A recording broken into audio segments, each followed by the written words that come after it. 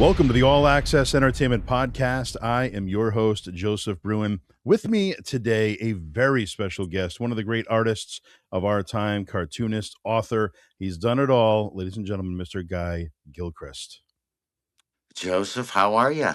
Very good. Appreciate you coming in today and taking the time, and looking forward to this, chatting about your wonderful career. You've done so much in the industry, and really excited to talk about it. Well, thank you. It's great to be here, and I'm glad that we're doing this way instead of me, having to trudge through the 50 inches of snow that you have in Rhode Island right now. Exactly. Yes, we will get out eventually, but happy to be with you here today. Rewinding to the very beginning, growing up as a child or young adult, when did you first discover, to your memory, art? When did you first discover art? It's always been here, always. Uh, my mother, uh, she was raising me. She was raising me basically as a single mom, and uh, and she was a good artist. She had been like an artist in junior high and high school, and had artwork that was exhibited in Connecticut. I grew up in Connecticut. She had some pieces that were exhibited in schoolgirl kind of or high school exhibitions at the Wadsworth Athenaeum and things like that. So art was always around, and my mom was always showing me, how to draw ovals, to make Bugs Bunny. So always. And she worked as a waitress, and she also worked like at the front counter of a hotel, things like that. Something that, a mom with one and then two little babies, could do, because that was healthcare. That was child care in the 1950s. Sure. And so she just take me to work with her. And so she would just open up the paper every day because that was free. It came to the diner for free. And she'd give me, pencils and paper and say, "Here, guy, draw this," meaning like all the comics in the paper. Yeah. And that would be how she, kept me busy, stayed unfired, you know.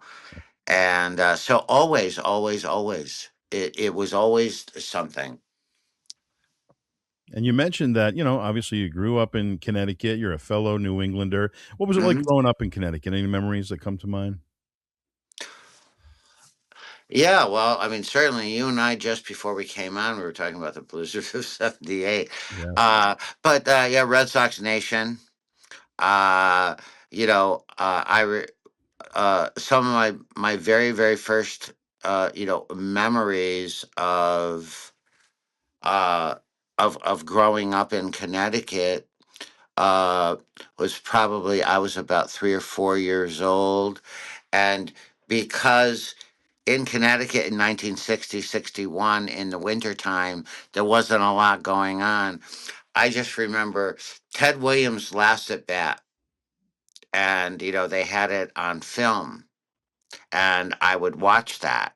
Like they would show it over and over and over again, and I don't even know because we didn't have a TV, so I don't know where I saw it, but that was a huge thing. That was why I became like a left-handed hitter, where I draw right-handed. Mhm. Um, and also, I loved the seasons in Connecticut, and I wound up loving baseball, and I became a real student of the Revolutionary War Oh, because I was from New England, and I didn't even realize how much of a history buff I had become. I moved down to Nashville, and about 20 some odd years ago, and then I started looking at the Civil War, because the Civil War was so many battles were here. But yeah, I have great memories of Connecticut. My children still live there, and I'm up there all the time. W- I used to take the kids. Would have summer trips to Martha's Vineyard and also to Portland, Maine later on when I created the Portland Sea Dogs logo and character and that team in Maine. You know, Cape Elizabeth and the Twin Lights, the Twin Lights and all of that. You know. Yeah. Um, yeah, once a New Englander, always a New Englander. Absolutely. Yes, you carry it with you. That is for sure. When it comes to your first break, you're working on your art. Was there a Mhm. singular moment that stands out to you where this was the moment? Okay, I'm really taking off now. Um, well, there were a lot of those because there were so many different levels, you know.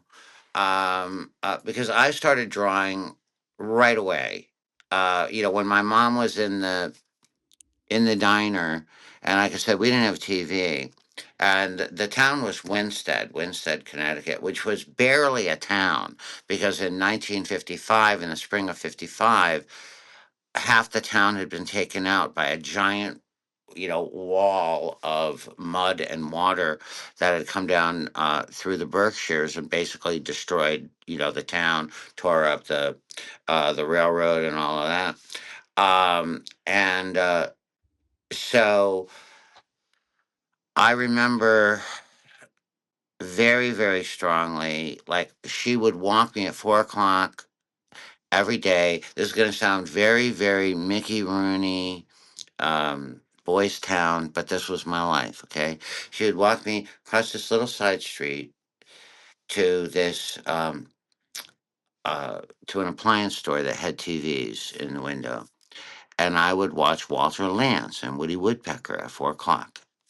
And in those days, Walter would come on before he would show the Woody Woodpecker and Chilly Willy cartoons, and he would draw, or sometimes he'd show you behind the scenes that he had like 1,000 people that were all helping him draw the cartoons and show the music and the animation and all of that. And my mom said, you were 2 or 3 years old, and instead of saying, Mama, you were saying, I'm going to go to work for Walter Lantz, you know and and and she said you always were saying, I'm leaving, I want to go, I want to go make people happy. I would look at Walter on television and say, that's what I want to do, you know? And because in those days, there was no internet, obviously, there was no anything. You had a newspaper once a day. And like I said, we didn't have TV. So your whole world is very small. It's like your block. And one of the things that stands out to me all these years later is that me not knowing anything was a great gift. I would get a book, like a golden book of Walt Disney or Walter Lantz, or I would get a Dr. Seuss book, and on all these books it would say Dr. Seuss and then the story, right? Dr. Seuss, Dr. Seuss, You're the Turtle, or Walter Lance's Woody Woodpecker Goes to Sea, or Walt Disney's Cinderella. Well, so I would look at these books, and it said the person's name, and then it had the whole book.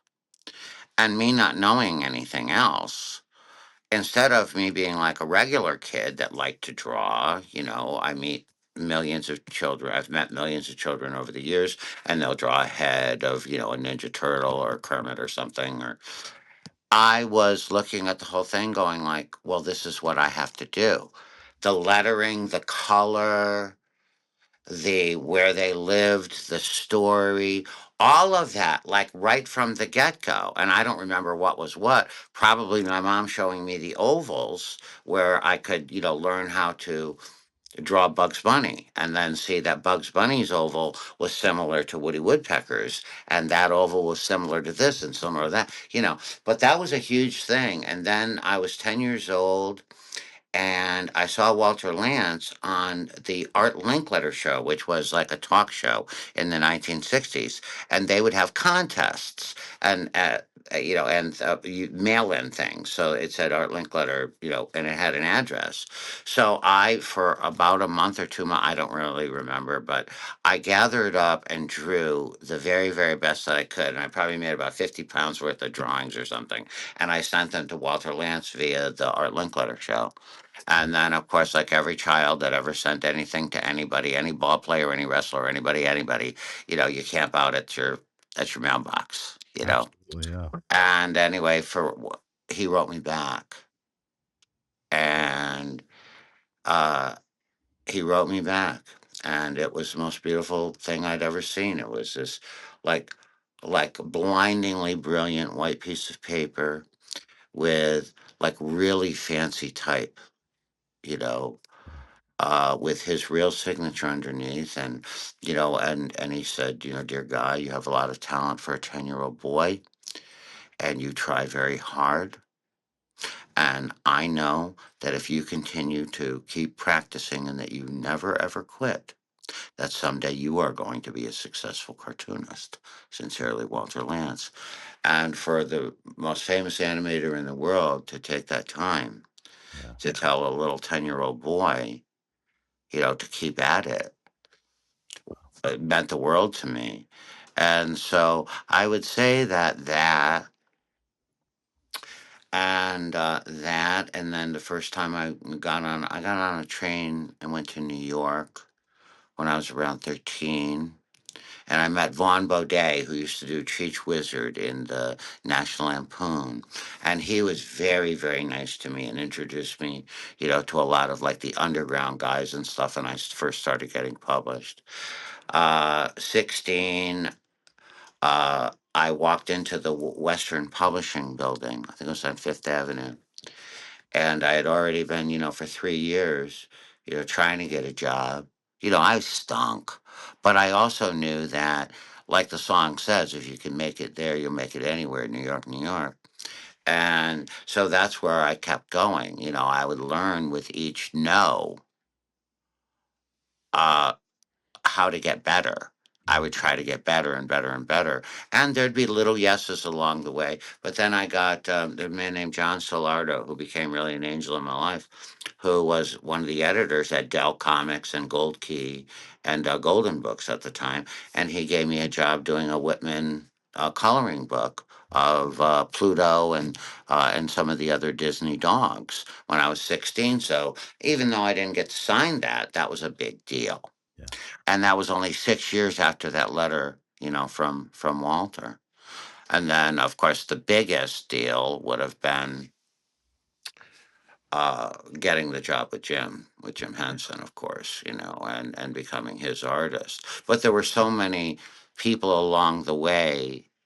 Mort Walker, who created Beetle Bailey, was the person that thought of me after he had seen a funny animal comic. You remember My Weekly Reader and the Weekly Reader books and Scholastic Book Fairs? Well, I Absolutely. used to work for them, for Field Publications Weekly Reader, and I did a comic book for them called Super Colonel that kids would get every single month. Oh, wow. And Mort saw that, and it was a funny animal comic. I wrote it and drew it. He remembered that, and that's how and so he was the one that mentioned to the head of King Features, which was the biggest comic syndicate, and they still are today, the biggest comic syndicate on the internet and newspapers around the world, to give me a shot, an audition for auditioning for a comic strip. And you'd have all these special moments, like you just said, starting with Walter. What a great moment that was. But to get to the point where you're working with Jim Henson, one of the true greats in this industry, in the world, really. In any industry, Yes, yeah. exactly. In the world, what was it like to work with Jim? What was Jim like as a human being behind the scenes? And what was your biggest takeaway working with Jim? Well, for one thing, Jim was the same person when he was working behind the scenes, as you say, as his persona was to the public. Mm. Jim was that honest. Jim had a glow about him. There are people that you will meet in your life where, because of the way that you grew up, or what what influences you, even maybe just uh and it's also an indicator of who they are and how they are. But there are certain people where you're like, oh my gosh, when you see them in person, like, they're not real, right? Yeah. Yeah. It'd be like, seeing Walt Disney or something like that, or like, but Jim was like that to me, where I was always in awe. Now, I had to always put that aside and realize that he had given me a tremendous responsibility, to be the Muppets for the whole world. And we had an incredible closeness. But, so what Jim was like, he not only was endlessly creative, but also he had a different gear than any of us did. No matter how many hours you would work and no matter what you did, Jim did more. And he just had such a zeal and a zest and an enthusiasm for tinkering and creativity and stretching things out. I swear he stretched every day out to be 3 days. Honestly, when you would work with him, uh, my thing was, I wanted to make sure that he was happy, with me. Jim not only made me 1,000 times better than I would have ever been as a writer and artist, but also he taught me management skills, teamwork. He was like a dad. He was 18 years older than me. And so he was like a father, but also like your friend. And he gave you space to create within. He didn't micromanage at all. He was the total opposite. it took it could take forever, or a very long time, uh to learn everything that he was showing you, because the way he taught was an intuitive thing. He never told you anything. He was the greatest boss in that he'd put you in a space and give you a nudge and then let you figure it out you Yeah. know Yeah. he was something else. I learned that if you bring in people that you really vibe with, and it's not always going, you're not going to bat 1,000 on this, but if you bring in people, like, you get to know them, and then you give them the room to feel ownership of that project, to feel a co-owner. It's like we all had, like, as a kid, right? We all had like jobs in a store or something, right? Like these menial jobs and everything. Well, if you were ever lucky enough as a kid to have the store owner really trust you and say something like, you know, I I I want you to think of this store as yours, right? Yeah. That would be a really smart thing for someone to say. I want you to think of this place like you own it, and treat the people that way, because this is yours, and give you that kind of responsibility and give you that kind of pay at everything to be thinking that way, right? Well, that's how I got that years before, in a drugstore that I worked at. And that's how Jim was. Mm. It was, he gave you this incredible responsibility and then lifted you up and supported you by giving you this space to work within. Yeah. And I do believe that Jim used his power amazingly, because obviously everyone, I wanted I wanted to make sure that he was very, very happy. And so by giving me that freedom, when you're tasked with anything, there are dozens and dozens of ways to look at it. An artistic question, a writing question, a situation in sports, a situation in life. You can look, take a beat, look all the different directions, and then go the best way, right? You know? So that would be what I did for Jim in every project that I worked with him for 10 years. Mm, There was a lot that Jim taught me by just being such a doer. He was such a doer yeah. and so gentle about everything. Never raised his voice. Always was bringing you in. Mm. Mm. With Jim, it's one of those things. It's the creative wheels are always turning, like you said. He was never off, and it's great to hear. That what you saw is what you got, and that was Jim, and he meant so much to so many people. Obviously, we just lost him terribly young, and just in that short amount of time that he was with us on this earth, look at all that he created. I mean, it's unbelievable to really look back on. It's unmatched. If you had to kind of talk about his legacy, what would you say Jim's legacy is?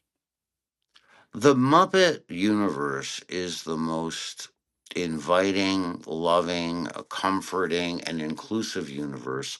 I find that people that are Muppet fans, the Muppet Kid, I call them Muppet Kids, Muppet Kid community, unlike like Marvel and DC if you're a Marvel fan, a Disney fan, a DC Comics fan, whatever you are, whatever your fandom is, Star Wars, Star Trek, you there might be one project that you aren't that thrilled with. It's like you're a DC guy, but movie.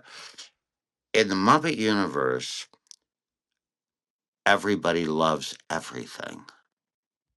Everything. Labyrinth, Dark Crystal, Fraggles, Muppet Babies, everything. The reason is it all came from Jim. What you really truly love, you love Jim's characters because of Jim's character, Mm, his spirit, his joy, his wanting for you to have a fulfilling and joyous and silly, fun ride of a life comes through in everything that he did. And that's why I think it's forever. And I think it's why, irregardless of what any of the companies that license the properties do with the properties, that it lives and breathes. yeah. What would you say is your take on the evolution of television? Growing up, even for me as a kid, there'd be so many options like the Sesame Streets and the Muppet Babies and different things. Reading Rainbow, all these educational shows for children. I feel like we've kind of gotten away from that, and you don't see as much of that anymore. Well, you're never going to have the shared experience that you once had. See, you kind of grew up with cable. Yeah.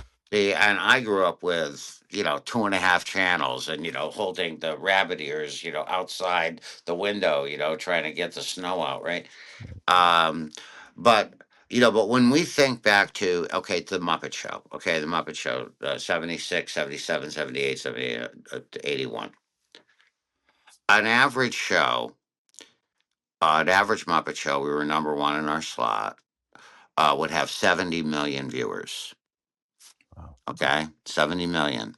Now, when the Muppet Show, Sabrina Carpenter 50th anniversary happened a couple of weeks ago on a Wednesday night, a Tuesday or Wednesday night, at 9 o'clock. We were not only number one in our time slot, but we were number one for the entire week, with the exception of like part of the Olympics. Wow. Okay. And we were number one, and we had 3.7 million viewers. Now think about that. 3.7 million. We were number one where at because of all the streaming services and the fact that you can watch it anytime you want on Disney Plus, or whatever your thing is, the shared experience of 7:30 on a Tuesday or 7 o'clock on a Sunday, whenever it was that you watched the Muppet Show as a child, you were watching with 70 million. And that is something that can't happen again. So, I mean, whatever your favorite program is now, you'll, whether it's, Fallout, or it's Stranger Things, or it's wrestling, or it's whatever it is, or it's the Muppets, you'll find your fan base, you'll find your community online, on socials, and things like that.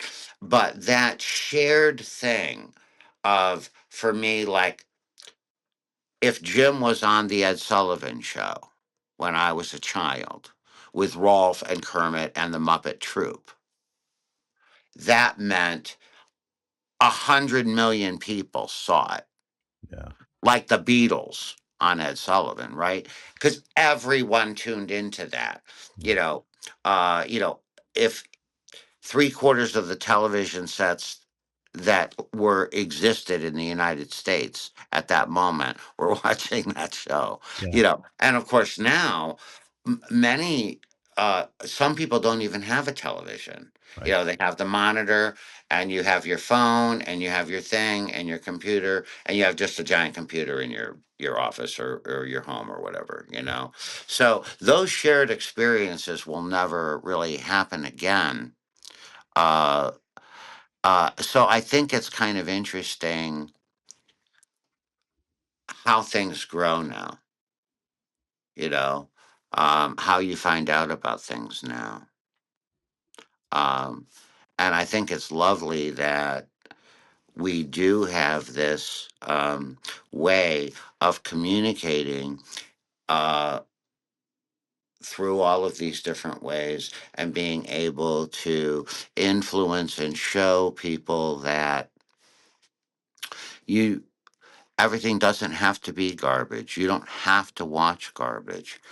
I mean, certainly part of the evolution that you're talking about when you mentioned Sesame Street, Electric Company, Reading Rainbow, well, that's PBS, and that's been defunded. Right. That's been tossed away.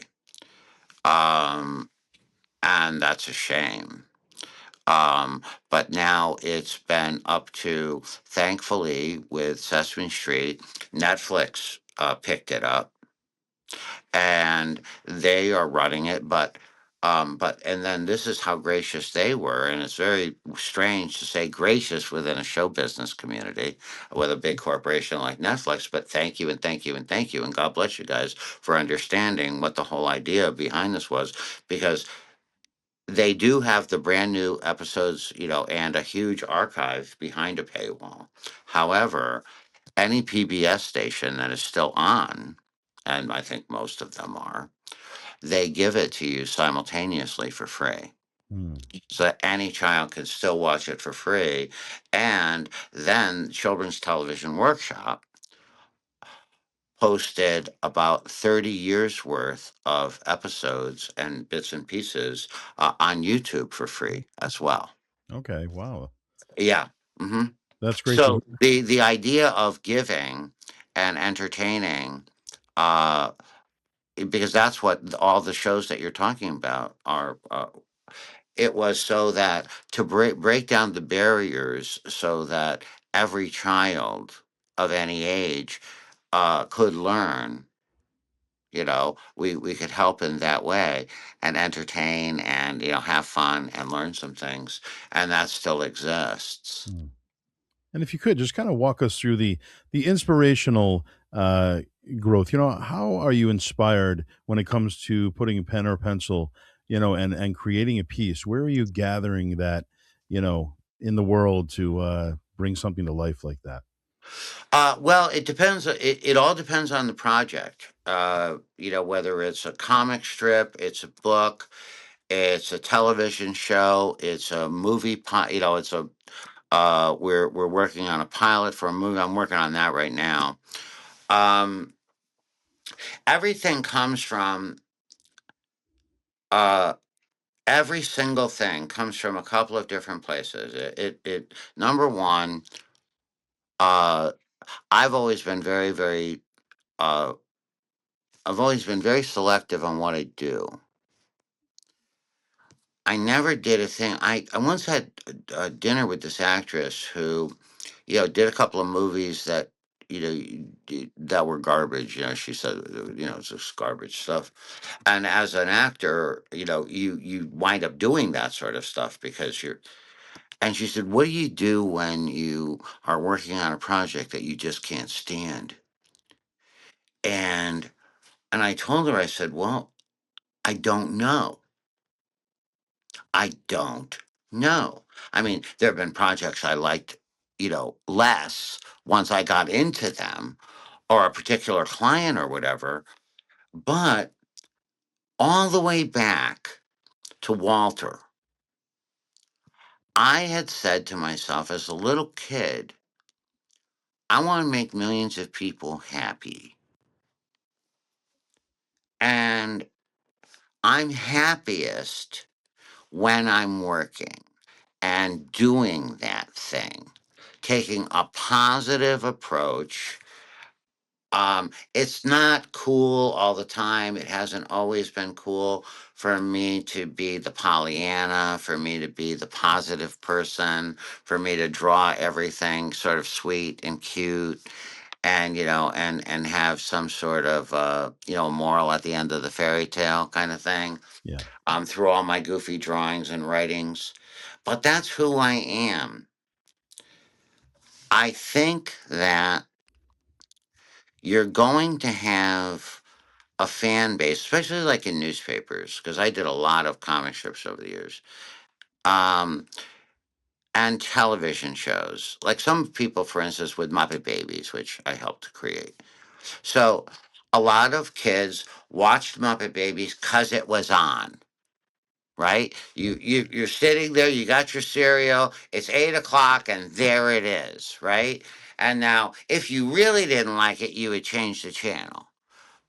And then a lot of kids really liked it. We were number one, unless Pee Wee was number one. That's Yeah. what we were always switching, Pee Wee and us. But anyway, the point is, there are some people that are going to follow you just because you're there. Then there's going to be a smaller group that loves you. I mean, loves you and just follows you everywhere. And then there's also going to be a group that doesn't like you. Yeah. And they may watch just to complain or they may, change the channel. Um, I've had a very long career because I tried to tell the truth of who I am through the characters, through the stories. I try to stay true to who I am. If you like the way I write, then you'll like it. If you don't, you won't. If it's there and you can tolerate it, you'll tolerate it. But I believe that with the Muppets, with everything that I've ever done, the Tiny Dinos, all my books, Tom and Jerry, everything that I've done, when I'm working on it, I'm finding my place, trying to think, what can I do as a fan I would like, and it would make me happy. This would be a good part of the legacy of this project. And then I immerse myself in that. Mm. When I'm drawing and stuff, I don't really think of drawing as drawing. I think of drawing as telling a story because that's what I was hired to do. I was, like when you come and see me at a Comic Con and stuff, you're seeing things like this. This is representational art, right? This is showing a moment of, rainbow connection and that's going to appeal to you because of the context of the thing. Or I just did these, so that's why they're right here. Sure. Or I'm drawing Kermit, and I'm writing a philosophical statement from Jim on it, right? So these are called representational arts. But art for me has always been communication. I'm telling you a story, you know.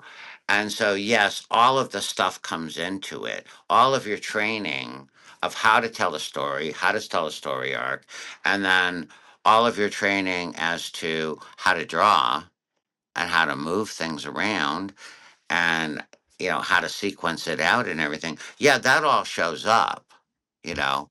But it's the telling of the story and the being honest.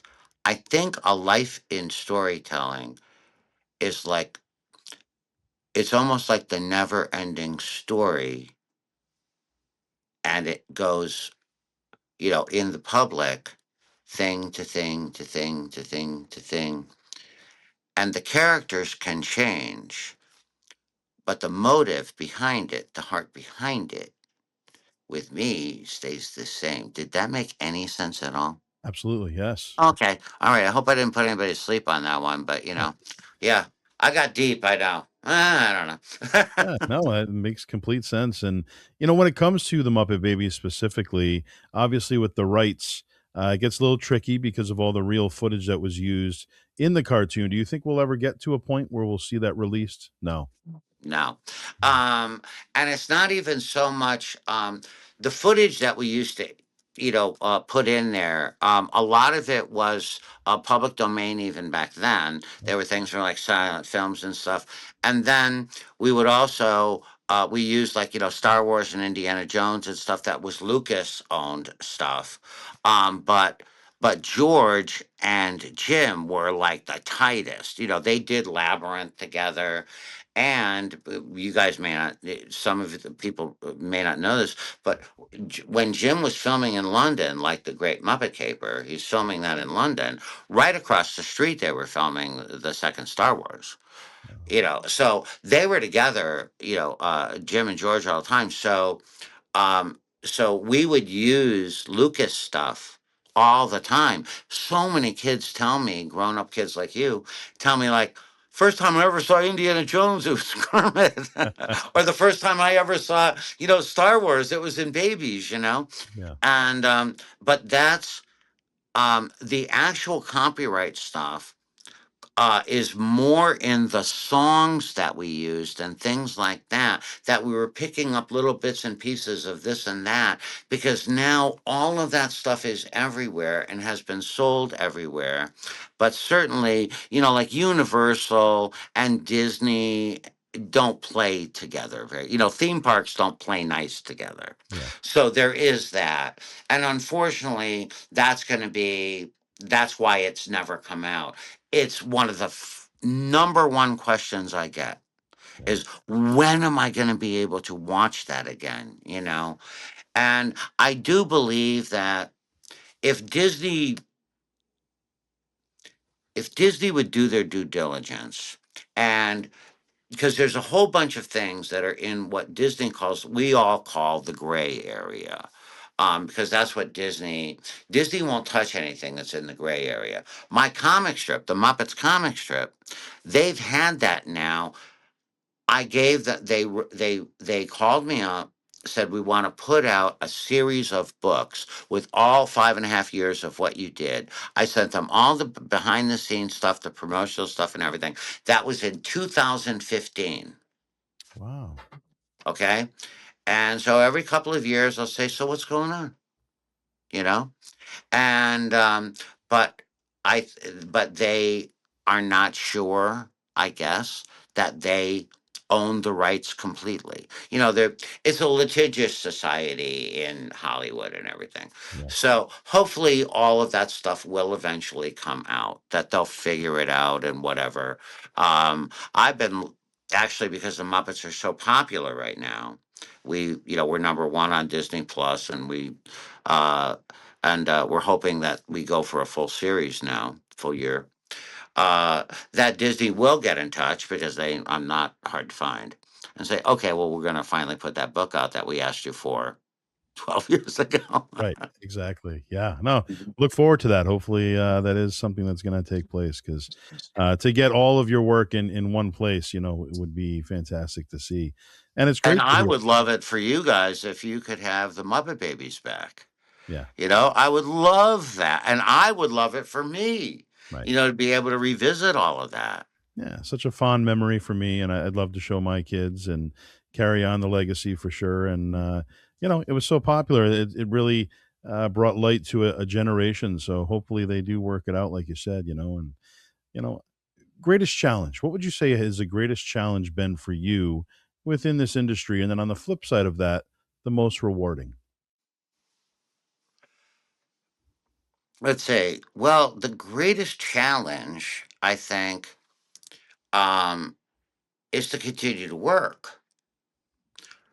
I started as a kid and I'm 69, and your reward when you finish a project, whether it's a television show, it's a comic strip, it's a one book, it's a whatever, the minute that you finish a particular project, even being art director for Warner Brothers or MGM or United Artists, your reward when you're finished, when you come to the end of the whatever your task was, is congratulations, you're unemployed. Hmm, You know, yeah, it's like, hey, way to go, thanks. And right. then you don't have a job. Yeah. And so I've always been really, really grateful that I have some marketable skills, that I'm not afraid to market it. I never wanted to say I was a starving artist, because if you're a starving artist, here, okay, one of two things are true. Okay, you either stink as an artist and you need to practice and get better, right? Or, but if you're really good, then the problem is you're not promoting yourself and you're not marketing yourself correctly. And certainly the marketing over the years has changed and promoting yourself has changed. And I'm not talking about being boastful or anything, but I'm talking about making sure that people know you're out there and that, you're doing this kind of work. You know, One of the traps that I see younger people falling into is that they feel like they're promoting stuff because they're online, but what they're actually doing is just sharing it with their friends. I tell everybody, for every 40 hours that you spend doing what you love, which is drawing or writing or whatever, you should be taking at least 1/10 that time, 4 hours. And they're like, are you kidding me? 4 hours of sending emails, making appointments, you know, and showing your work and showing your work, Yeah. to actual people that actually will look at your stuff and buy your stuff, instead of you just having, a popularity party, like with your friends. So I think that the greatest challenge for any creative is to make sure that you're doing work that warrants a continuation of you working, you know, all the time. Uh, One of the greatest challenges I ever had, I got asked yesterday by just a guy at an appearance that I did, what was the hardest thing that you ever wanted? What was the craziest thing that you were ever asked to do? And I said, Dolly Parton. That that Dolly. This was in 2017. And oh my God, like when I found out that Dolly Parton wanted to work with me, I died and went to heaven. I mean, come on. But the hardest thing that ever happened, because the most challenging thing is deadlines. Mm, Deadlines. It's very, you can have them. And this was the most impossible deadline ever, because Dolly had said, go get Guy Gilchrist. This is who I want to create these animated music videos for me for this album called I Believe in You. And then my management team and Sony got together And Dolly had asked me like 2 years before the album was going to come out because she knew 13, music videos could take a long time. Well, they basically got together and they never told me anything. And Mm. they finally called me up 9.5 weeks or something like that, before it's supposed to debut. And they figured out their money by then. And they say, "Hi, would you like to make 13, music videos for Dolly Parton?" I went, "Absolutely." And they said, "Well, how long will it take?" And I'm like, "Well, but, if we really put everything together quickly, about a year." "Well, hi, we have 9.5 weeks." Oh man. And so it was literally impossible. And but because of a lot of good fortune and working with a lot of tremendously talented people, we made it happen. Mm. So and so that was the wildest and craziest thing that we ever did. And of course, for Dolly, who wouldn't do anything that you possibly could, for her. But that was incredibly difficult. But it also came at a point when I'd been around for so long, I could even think about, who could I bring in to help me put something like this together. So every challenge that you have out there of being unemployed, or oh my God, how am I going to make this happen, or whatever it happens to be, because calm seas never made a good sailor. All these rough seas that you go through, um, you're you're going through all of that difficulty because there's an incredible reward at the end Yeah. somewhere along the journey. You're going to, was a reason, that whatever happened. Because all of those other times that things happened, the 500 drawings a day that I used to have to do for whatever project it was, Tom and Jerry or whatever, like, crazy, incredibly crazy things in all of these years of mine, they come together where you say, yeah, I can do that, or this is how we could do it, or, whatever. And then the most joyful thing, was that or most rewarding? What was the Most rewarding. most rewarding? Um, I think that I actually did it. Yeah. Um, yeah, I know that's kind of dumb, but that I decided that I was going to do this when I was 2 or 3 years old. Told mom I've been able to put my kids through school, give everybody a good life. I have lovely, lovely friends that I've worked with, for many, many years, and that there's millions of people out there that know what I have done. Whether they know my name, it doesn't matter. Yeah. But they felt, good because of something that I did. And I can go anywhere in the world.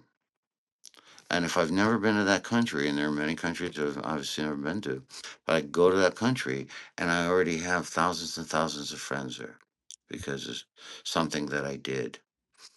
And I get letters from people every day, uh, posts, this, that, whether it's a book or it's the Muppets or it's the Dinos or it's one of the Golden books that I did, or it's a Disney thing or the Turtle, whatever it happens to be.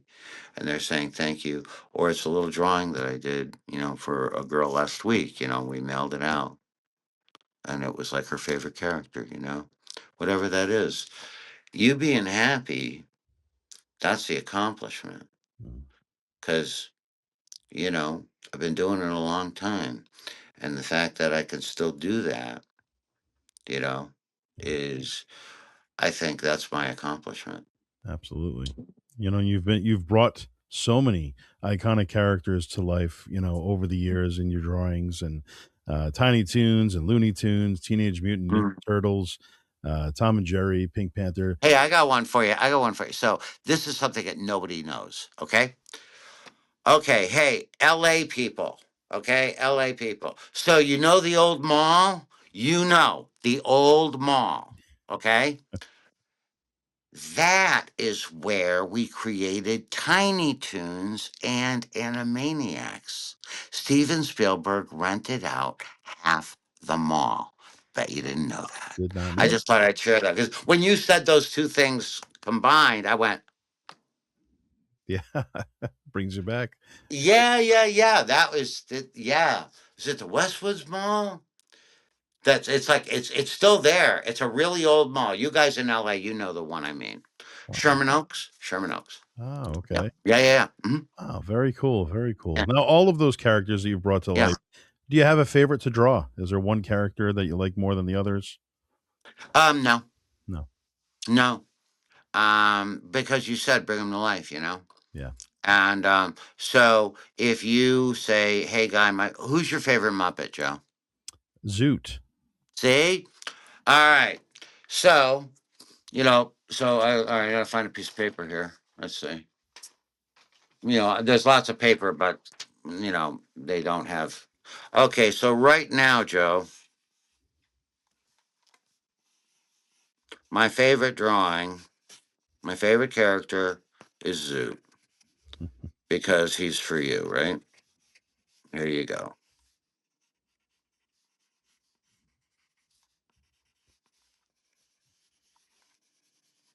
I feel like Zoot may not be, one of the most popular characters, but I've always loved Zoot as a Oh, kid. I love Zoot.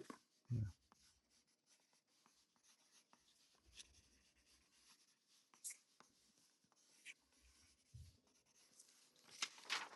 Okay, there you go. Wow, look at that.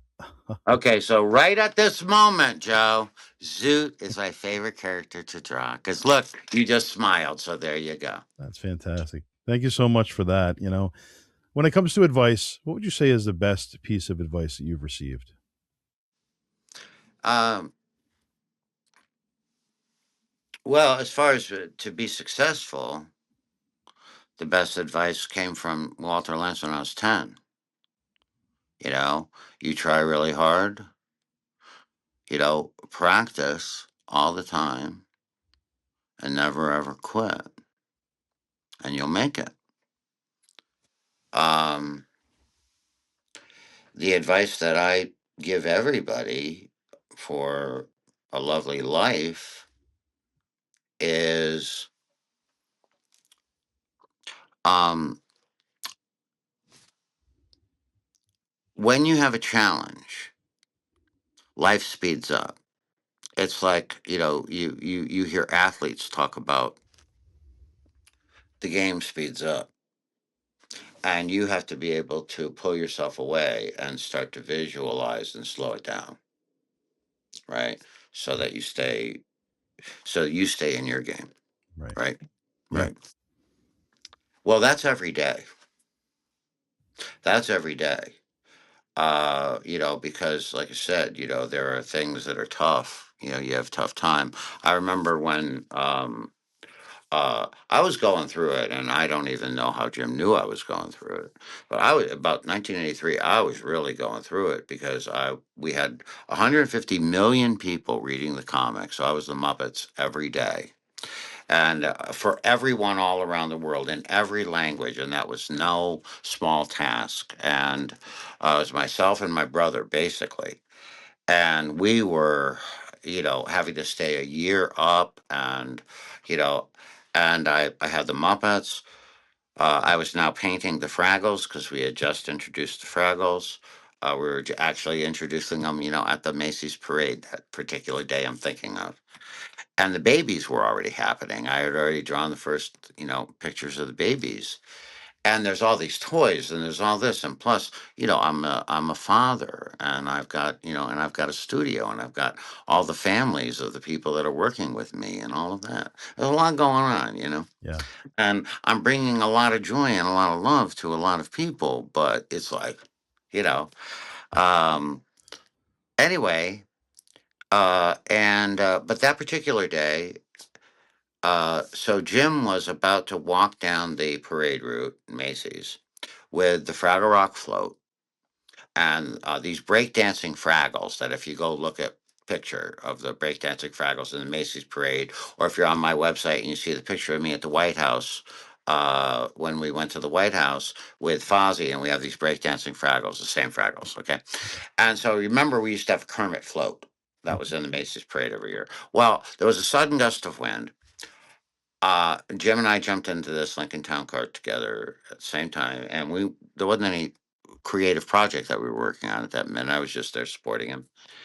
And Jim looked at me and he just said, "You do so much and you try so hard." Put his hand on mine. He said, "There aren't enough hours in a day. Wow. You're trying so hard to keep it all together. So, in these moments where it's all happening, without telling anybody because they won't like it if you stop, just in your own head, stop. Take a picture, not with just your eyes, but with all of your senses and all of your emotions. What are you hearing? What are you feeling, tasting, smelling? Everything about it. What are you feeling? Everything at that moment. Because that particular moment will never happen again. What a great piece of advice. Oh my goodness. And I'm telling you, Joe, I can still see Jim in front of me telling me that, putting his hand on my hand. I can remember after the parade was over, walking down this soon to be deserted parade route. You know, I can feel the wind. I can see the little pieces of newspaper and garbage and stuff. I can hear the ambient sounds of New York and the honking and the brakes and the taxi and this and that. I can feel the joy within me of what had just occurred. I could feel the peace and the love that I felt in that message that he had given me an hour or so before. And I could feel the anticipation of walking through that front entrance of Grand Central to my train back to Connecticut and being within the warmth of my home with my children later on that afternoon. And, so the best advice that I can give is every day, a couple of times a day, no matter what's going on, and especially find your center and find peace and find a picture that you can pull out of your mind with feeling and emotion of when you were happy, when you were loved, when you were victorious, when you were a champion, and take that in and remember that was you. And that's going to get you through the tough times. Mm. And I have to ask you about Nancy, the comic strip, over 23 years keeping that character alive. Yeah. Is it difficult to come up with new material when you're doing a character for so long, or does it just come naturally like everything? Ugh. Mm. Well, I did it from 1995 to the beginning of 2018. Wow. And so, yeah, almost like 23 years. Um, yeah, it is its own animal without a doubt. Unless you've been in that kind of a situation where you are forced to be creative, you know, all the time. You find every way that you possibly can. It's like doing live television. It's there are many, many things like it. It's a marathon. It's a marathon. It's whatever you can think of uh, in your life where it's an endurance contest, and and so you got to break it down. Like in a baseball, I'll use baseball, because that's the longest season of any sport. And so you got to break it down. You got to break it down game to game, inning to inning, at bat, chance, pitch. fielding chance, whatever, strike by strike and ball by ball. And then that becomes the legacy over a very long time. Um, you write when you're riding the wave, when you're writing well, you keep writing and you don't let anything stop you because it's all about the writing. And then as far as the drawing and everything, some days are gold and some days it's a brick that you paint gold. Right. Sometimes, it's flowing naturally and sometimes it's not, and you just got to make it happen. And all of us that have been in a situation, uh, anything that takes an endurance, understands what it's like. And again, you find a way to center yourself and focus to get the job done because there's no such thing as, I'm sorry, I can't do it today. I'm sorry, it's just not going to be in. Right. There's no such thing. So it is what it is. And, and it was certainly, it was the longest tenure I ever had on anything. Um, and I think the reason that I was able to hang in there for so long was that I could compartmentalize that, and do it over here and then find other things, to take my mind off of it and be creative over here and then come back over here and be creative in that lane. You know, I think it's similar in a lot of ways to uh to any artist that also has a lane like they like music or something. Or there's an athlete that, that every day is in the spotlight doing this, but there's this other lane where they can work and they find joy in that, whether it's in business or, whatever it happens to be. If you can find that other thing that you can excel in and feel good about it while you're doing this other thing for everybody, I think it's great. I think that if anything that like that takes over your life, you're in trouble. Yeah. Yeah. You know, But I enjoyed it. I enjoyed it as much as you could enjoy anything that is keeps saying, okay, more, more, more, more. And they're like, oh yeah, but this is the one I love. People say, oh yeah, but you work like what? Like, like 2 months up. And I'm going, yeah, but the paper came out today. And they're going, oh yeah, it's like you could do it and then take 2 months off. Right. Exactly. No, no, no, no, no. You couldn't take 3 minutes off. Yeah. My thing would be when I was doing Nancy, it was wild. Like everybody around me would know. Let's say that, like, this is morbid, but okay, so a friend of mine passes away. My very first thought, as soon as I hear that my friend has passed away, is I'm like, oh my God, well, let me call whoever and make plans. Then I hang up, take the phone off the hook. That's an old saying. Hit do not disturb. Yeah. And then draw in ink immediately and send to New York 2 weeks worth of Nancy. Mm. Just I if I have 10 hours to do it before I have to get on a plane to Buffalo or whatever. Okay, in 10 hours I'm going to have 14 of these done.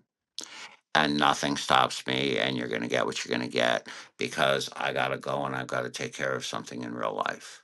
Right. But the first thing, when it's 20, almost 25 years of your life, you go, okay, gotta go. And this is how I pack. Sure. Do next week's work and this week's work so that I can be there for somebody I love. That was the thing, about doing something that long. But I enjoyed doing it and uh it's certainly almost like something that's gone. There are, a lot of the comics that are in the paper right now. Many of them are reprints, like, Calvin and Hobbes and Peanuts and stuff. My friends like Greg Walker, who is still continuing every single day to do Beetle Bailey. Yeah. God bless you. I love you so much. Marcus Hamilton, who's doing Marcus and Ron Ferdinand doing Dennis the Menace. I love you guys. You know, I enjoyed it. I had 40 years or so, in comics altogether. And I enjoyed that, but I'm really enjoying not doing it. Right. But you know what's wild? It's like when I first came off of Muppets, because I've been doing 500 strips, finished strips per year, not 365, because some were needed for overseas, some were needed for a lot of different reasons. But I came off, and you're firing on all eight, and you're so ready to write. Like the first thing I did when I came off of Muppets was I wrote 20 and illustrated 20 books. We created the Tiny Dinos and Mud Pie all in like 1 year. I Mm. did like 20 books in 1 year Wow.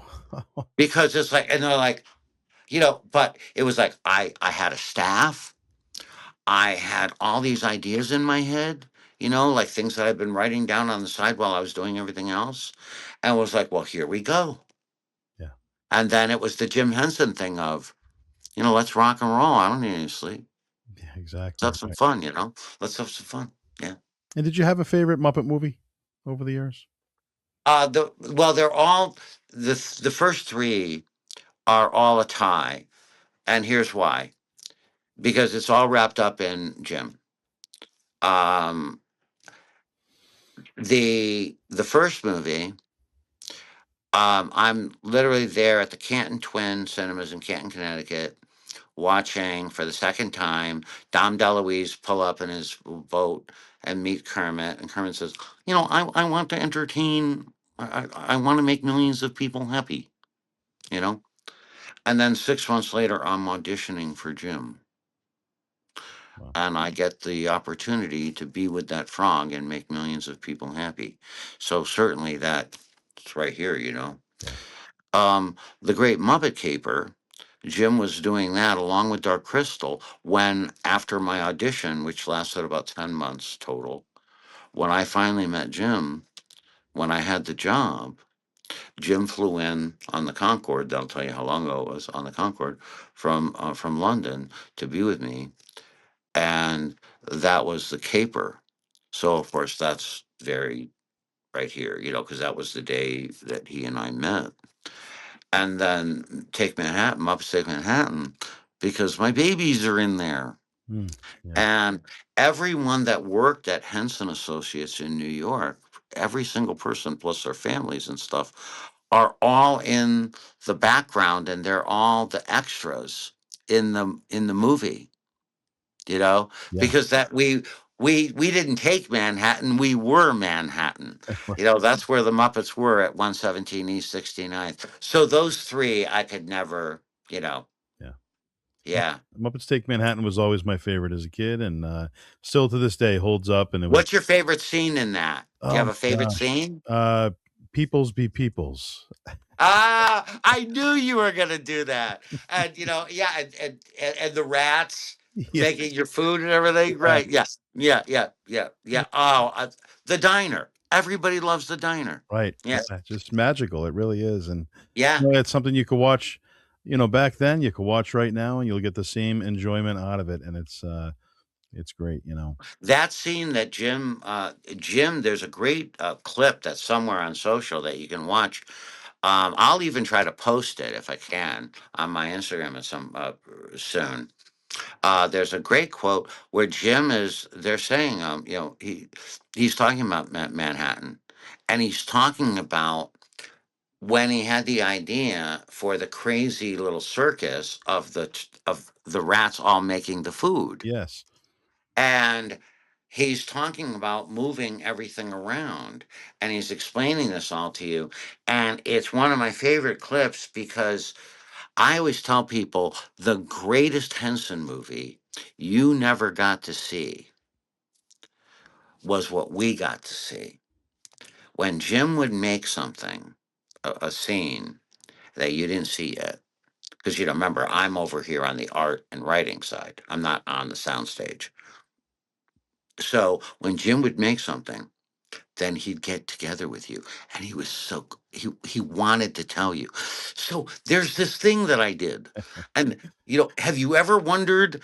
And then he'd just start, if we were sitting there having dinner or something, he'd start moving the salt and pepper shakers and the cups and the saucers like all around, you know, Yeah. and create cherry pickers and all these things, and take this and move this and move this and he would be explaining how the magic was happening Wow. and the joy.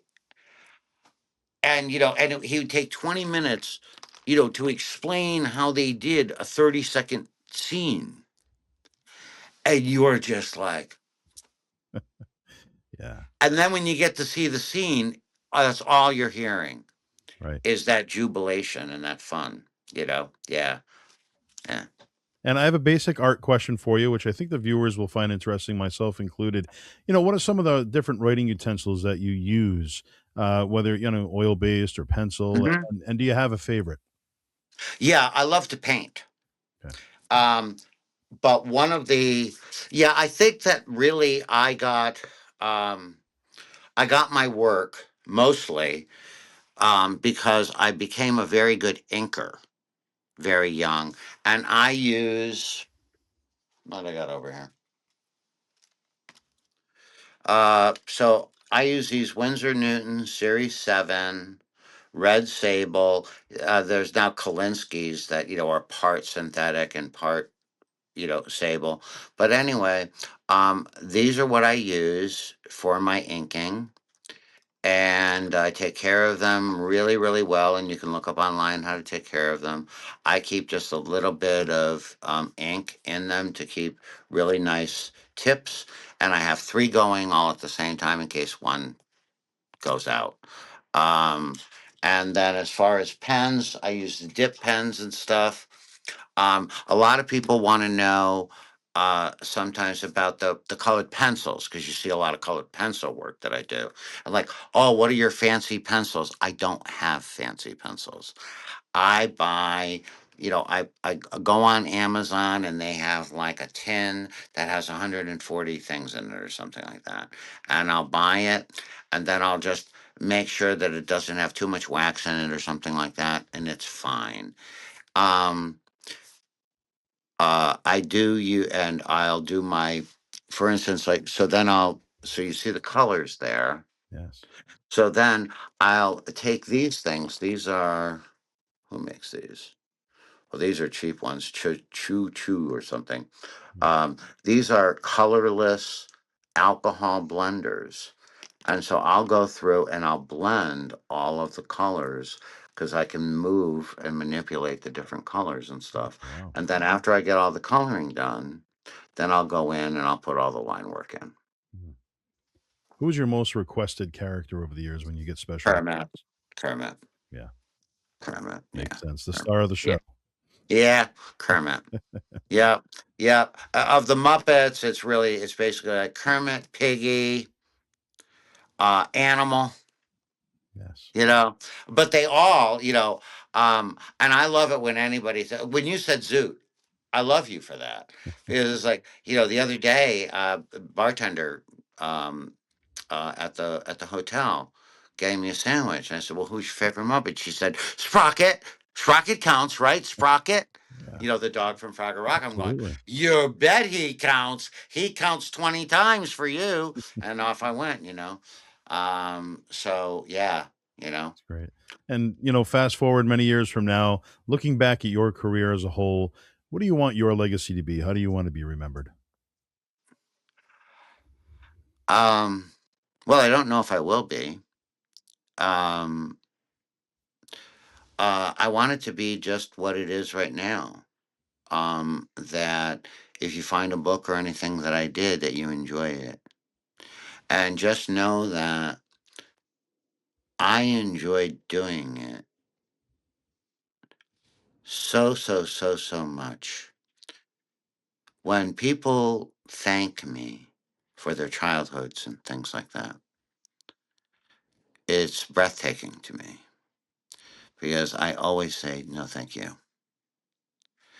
It's a corny thing, but it's very, very true that if you didn't like what I did, I wouldn't still be doing it.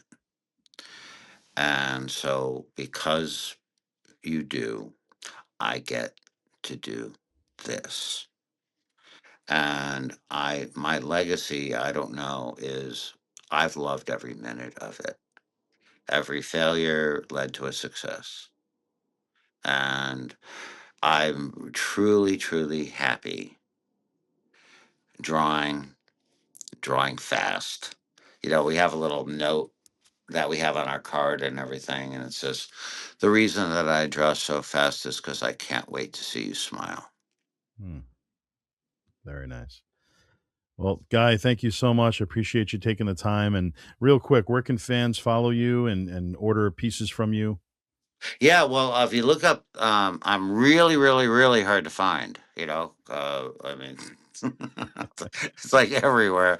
But anyway, GuyGilchrist.com has links to every single thing, and on Instagram it's Guy F Gilchrist, because there is somebody out there that did a Guy Gilchrist that's on me. Hmm, And but you'll be able to tell because they have like 100 followers or something right. like that, and we have like 1 million. So anyway, and that's on Instagram, and you can find Guy Gilchrist on Facebook and all that good stuff. I'm everywhere, Absolutely. and I hope to see you.